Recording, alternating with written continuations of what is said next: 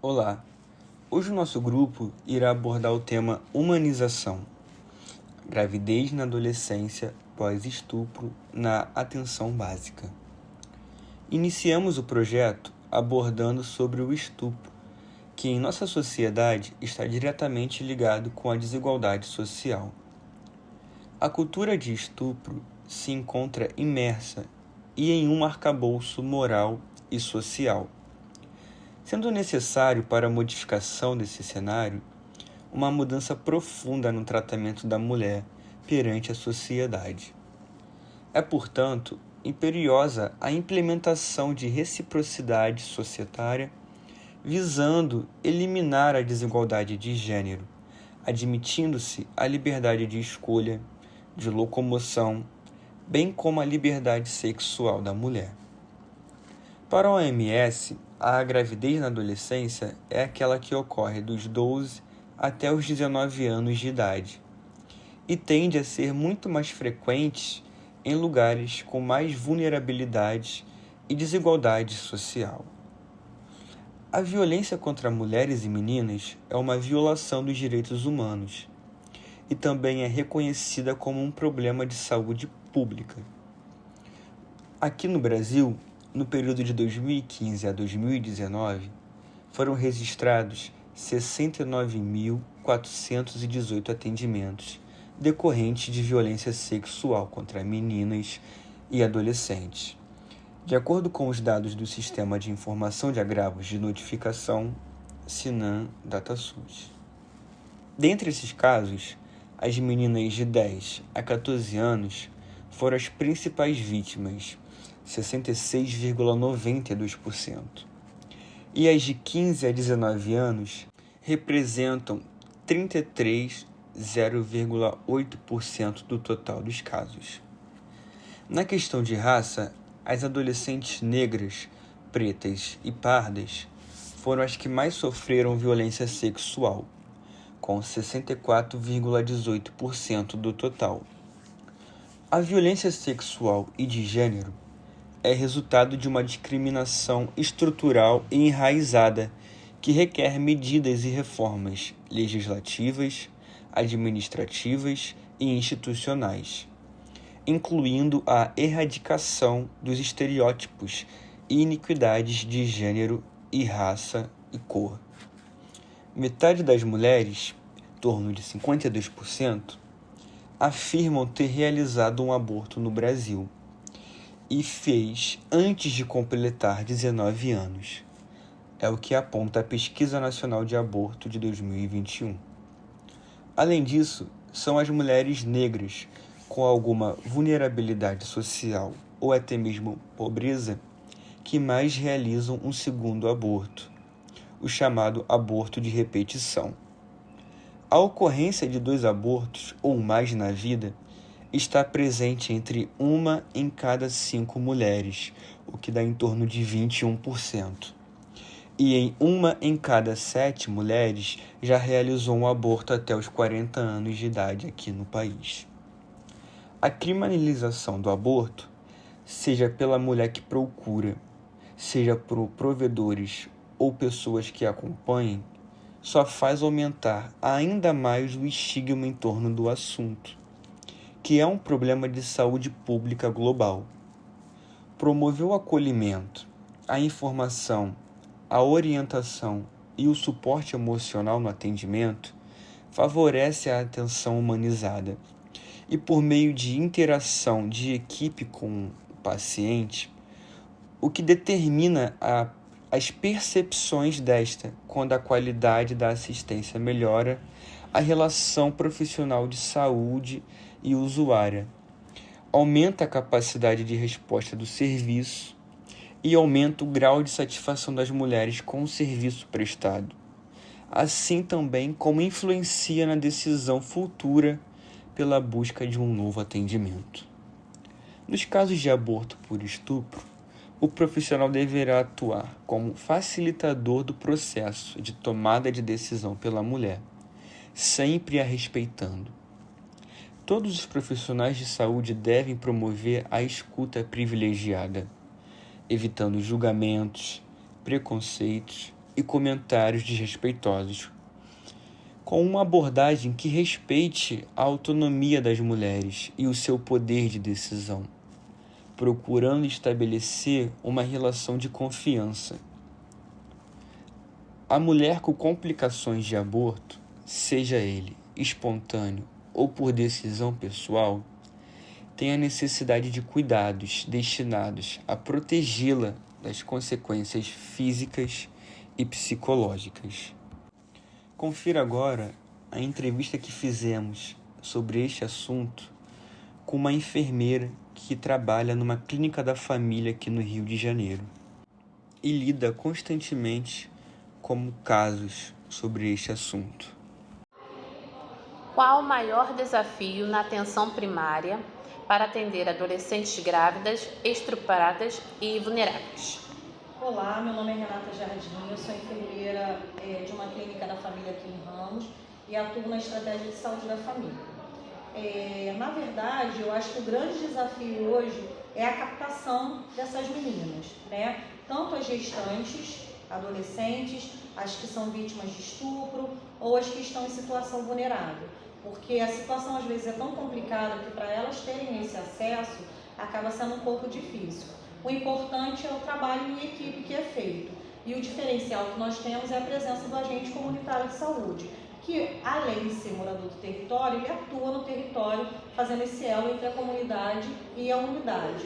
Então, com isso, esses casos acabam chegando para a equipe e aí a gente consegue conduzir, né? Cada um dentro da sua especificidade e dentro da linha de acompanhamento. Sejam gestantes ou a questão do estupro, fazendo a notificação de violência, encaminhando para os setores responsáveis e a questão da vulnerabilidade, tentando minimizar os impactos que essa vulnerabilidade pode estar trazendo para essa adolescente. Quais são as etapas que deverão ser seguidas para o tratamento dessas gestantes?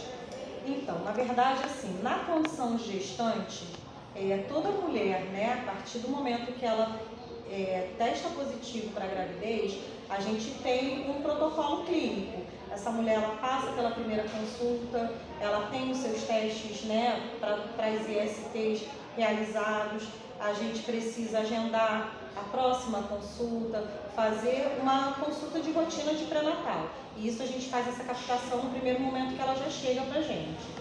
No mais, as outras questões com relação à situação de violência, a gente acaba fazendo um sinã de violência, né, de acordo com a situação, e aí a partir daí a gente vê quais são as outras vias responsáveis. E aí a gente tem as vias legais, que é o caso dela precisar ir a uma delegacia de fato, denunciar a questão do estupro. O grande problema é porque a maioria dessas meninas vivem em comunidades violentas, onde a gente não tem a possibilidade de estar fazendo essa denúncia, né? A gente, no caso, a própria gestante, porque nós, enquanto setor da saúde, a gente não tem governabilidade para isso. O nosso cuidado está bem relacionado ao cuidado e à continuidade da assistência dessa gestante no pré-natal e todo o apoio que ela precisa. Então, a gente tem uma equipe que é composta pelo médico, enfermeiro, técnico de enfermagem, agente comunitário de saúde e temos um núcleo de apoio à saúde da família, que no nosso caso tem psicólogo, nutricionista, psicóloga, fonoaudiólogo, enfim. E são pessoas que a gente reporta também para poder também estar acolhendo e fazendo uma assistência conjunta, né? Então, no mais é isso. E aí as questões legais mesmo ficam a cargo da menina e da família por conta da vulnerabilidade, né, e das questões de violência no território.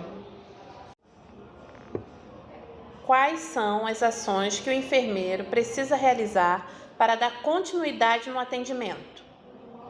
Então, a assistência de enfermagem nesse caso, o enfermeiro da estratégia de saúde da família, ele é responsável por todas as linhas de cuidado em relação à saúde da população. Na questão da gestante, a gente é responsável em alternar as consultas de pré-natal com o médico da equipe, né, e de fazer os encaminhamentos que forem necessários. E no pré-natal a gente tem o pedido dos exames de rotina, a avaliação, e de acordo com a idade gestacional dessa menina, a gente acaba, né, tendo condutas, auscultando esse bebê, fazendo uma consulta de rotina de enfermagem para o pré-natal e seguir todos os protocolos do Ministério da Saúde. Existe uma carência de programas especializados para o atendimento aos adolescentes vitimizados? Então, na verdade, assim, quando a gente trata de adolescentes vitimizados, a gente precisa distinguir vitimizadas de quê? A gente percebeu nas perguntas anteriores que se fala muito na questão do estupro, das meninas vulneráveis, e aí, de uma maneira geral, todo o território ele tem uma vulnerabilidade, principalmente porque mais de 80% hoje da estratégia de saúde da família atua em territórios de extrema vulnerabilidade, seja ela de violência social, enfim, com muitas questões envolvidas.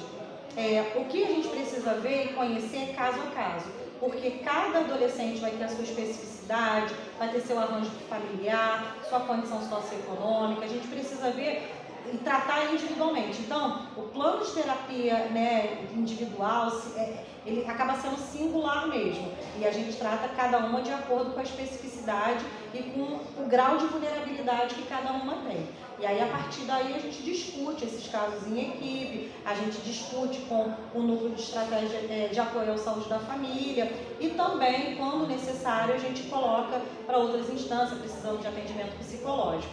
Em se tratando de apoio, de rede, das outras instituições, porque a gente também trabalha com relação à intersetorialidade, não tão somente o setor da saúde, porque a gente entende hoje que saúde tem um conceito ampliado e a intersetorialidade faz parte dele. Então a gente tem esse link com as escolas, porque muitas dessas meninas são estudantes.